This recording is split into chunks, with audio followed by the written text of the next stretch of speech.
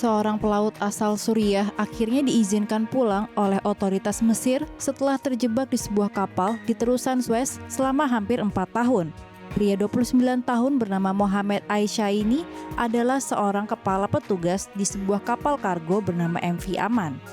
Pada Juli 2017, kapal itu ditahan di pelabuhan Adabia di Mesir karena memiliki peralatan keselamatan dan sertifikat klasifikasi yang semuanya sudah kadaluarsa. Menurut laporan dari BBC, seharusnya cukup mudah untuk menyelesaikan masalah tersebut. Namun, kontraktor kapal Lebanon tidak bisa membayar bahan bakar dan pemilik MV Aman di Bahrain juga sedang mengalami kesulitan keuangan. Pengadilan setempat kemudian menyatakan Aisyah selaku kepala perwira kapal untuk menjadi wali sah kapal tersebut, sebab kapten kapal pun sedang berada di darat.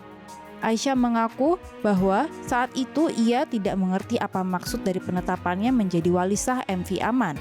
Dan akhirnya ia baru menyadari beberapa bulan kemudian ketika anggota awak kapal lainnya mulai pergi meninggalkannya satu persatu. Ia harus tinggal di kapal itu dan bertanggung jawab atas masalah yang sebenarnya bukan disebabkan olehnya. Selama hampir 4 tahun di kapal itu, Aisyah menyaksikan banyak kapal berlayar melewati terusan Suez di dekatnya.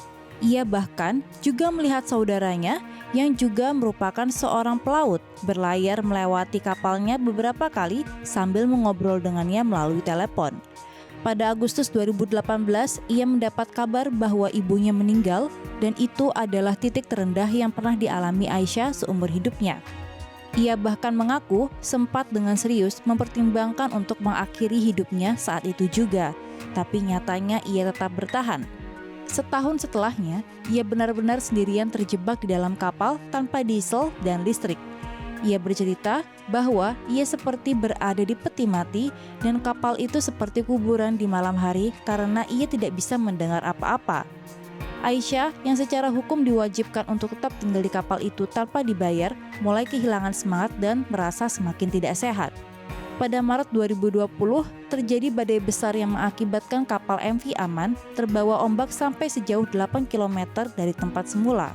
Aisyah mengaku merasa takut saat itu, tapi ia juga bersyukur karena masih bisa selamat dan bahkan berada lebih dekat ke pantai sehingga ia bisa berenang setiap beberapa hari untuk membeli makanan dan mengisi baterai ponselnya.